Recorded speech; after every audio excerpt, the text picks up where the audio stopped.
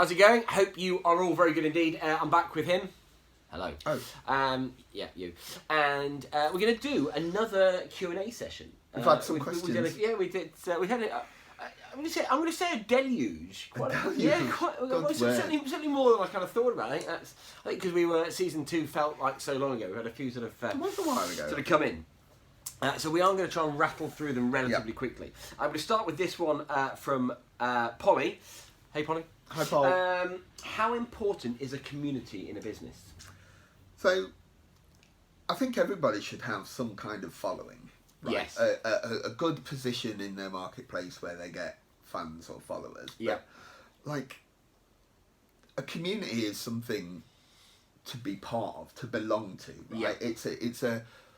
It's again a longer term feeling than a transaction. Right? Yeah. It gives, maybe it's more external value from the product and service you sell. Right? It's being part of a wider user group or networking group or followers. I know you use groups and team meetings and stuff like in your business. You know, as part of getting people to the just offer value to the wider community and to get your normal services, your normal strategies. Yeah. I mean, I think the answer is very important. I think they are very important, and they are very important at kind of each kind of part of it. I will just say before I dive into that, this is not about size. I mean, size kind of takes part of it, but because you see it, people that are still weirdly they're trying to get loads of likes. They've got thousands of people. It's not about the number of people you have. It's about the engagement that you have within those people. Yeah.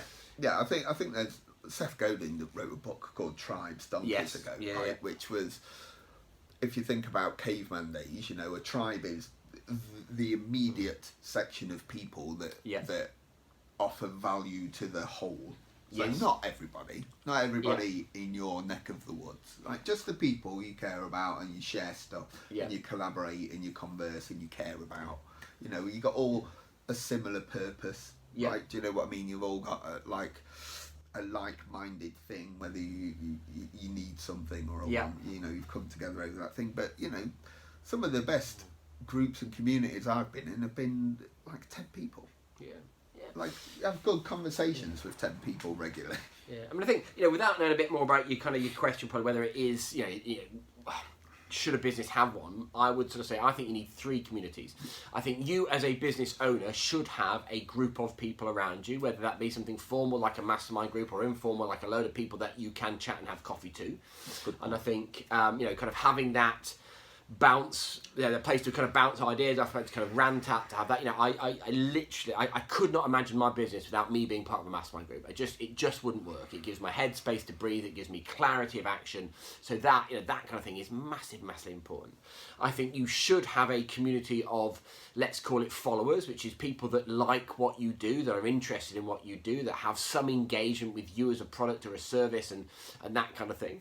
And I think Tim's right. Any opportunity you've got to hold, for want of a better phrase, your customers within a group and share and help and push those, that's massively valuable. And that becomes its own living, breathing kind of thought-led sort of bit of marketing for you, because you will sell more to them. They will help you sell more to other people, and people want to be part of the group. And you see it before. People want to have that kind of thing. I remember in the old days we had. My old boss, we had like there was a standard membership for what we did, and there was we called the 100 Club, and the 100 Club had a different colour badge, and people joined that group because they wanted to be part of something different. They wanted the different colour badge, which is kind of weird madness, but that is the psychology of people. And I think to have having that group for your customers is really important. I think you need those 3, and I would genuinely, each of those are as important as the next. Yeah, I confirm that as a good idea if that was needed to have, because every community, right, even all of the different ones that Paul's just highlighted, right, help you build relationships, right, and every one of us is in a relationship building business. It doesn't matter what we sell or who to, right? We all need to build relationships with the people we serve and the people in our marketplace and the people we work with, right? And communities are great ways of facilitating that. Yeah. There you go. Hope that helps. I like this one. If you only could use one marketing tool, what would it be? And this is Richard. Hello. Hi, Rich. That's a good question. There are a lot of tools, as you probably well know at the moment, but I would go back, and it's one I've still trying to master at every moment possible. The good old Google search engine, search angle, SEO, rating stuff, right? Because if you nail that, people will come, like the inbound leads are great. If you nail it, it's one that I'm working on. I'm by no means a technical SEO, and it's tricky, but I think, and I'm aware of brands that do it well, right? And the value they get from just people finding them and calling them and inquiring every day is second to none. I don't think that will change anytime soon. It's good. I like that. Yeah, I mean, if it's me, what tool would I have? I'm sure I've said it 1,000 times. I would just meet people. I would kind of, personally, I would eschew kind of all technology if I had to, just so I can, and just replace it with meeting people.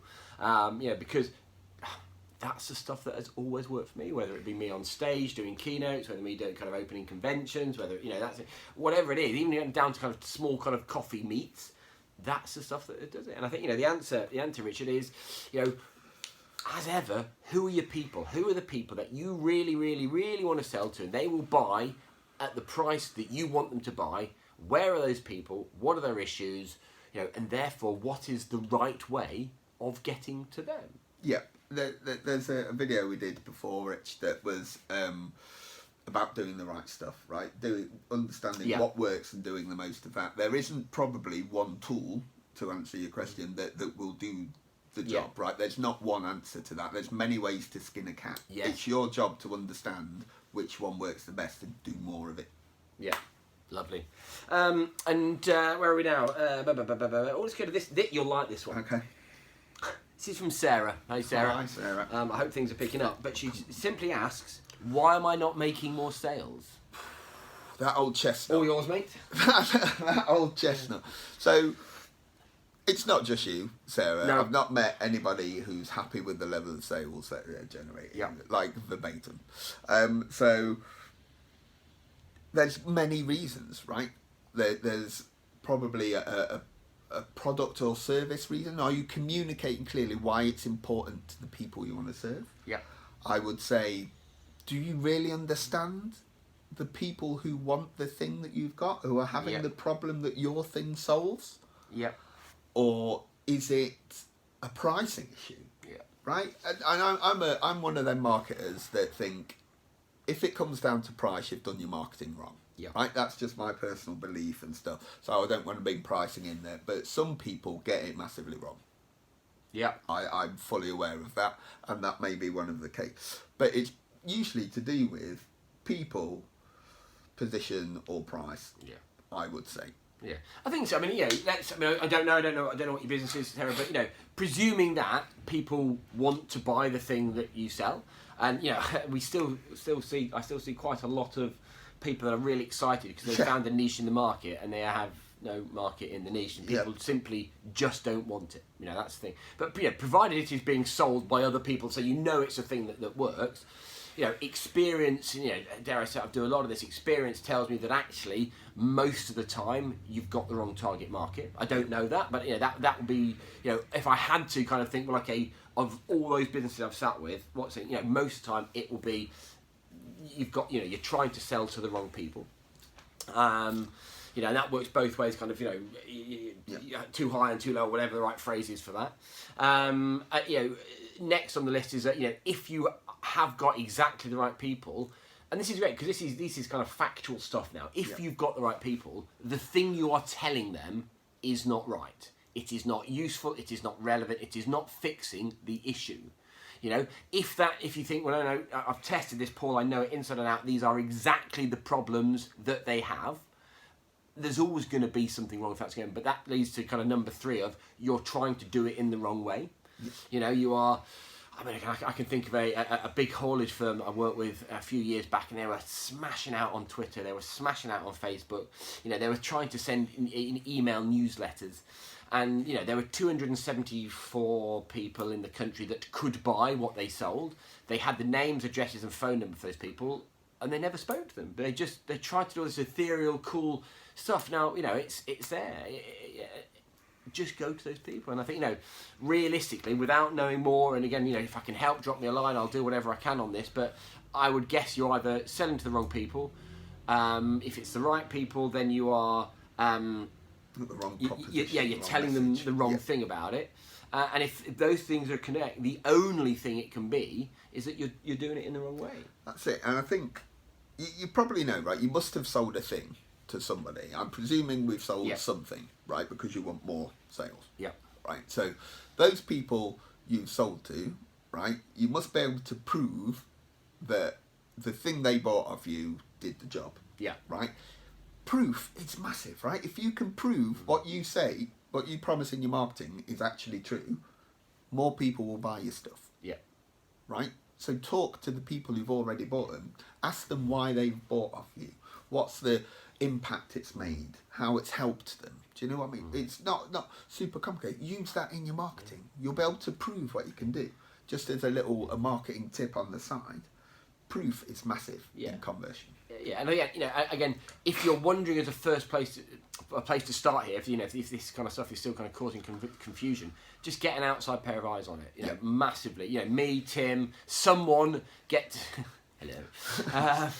Just get someone else to look at it, because we all do it. We all get so close to our own business, and we're all, you know, we convince ourselves that we're doing exactly the right thing. And you know, I sat with a guy the other day, and I'm like, well, this is this and this, and he's like, well, but it's that. And I'm about to say, oh no, yeah, it is that. And it's so hard because you get so close to it, you cling on so tight, and actually that completely kind of ignorant but experienced outside pair of eyes is massive here. Just someone to look at it and just say, look, I don't think that's right because of this, this and this.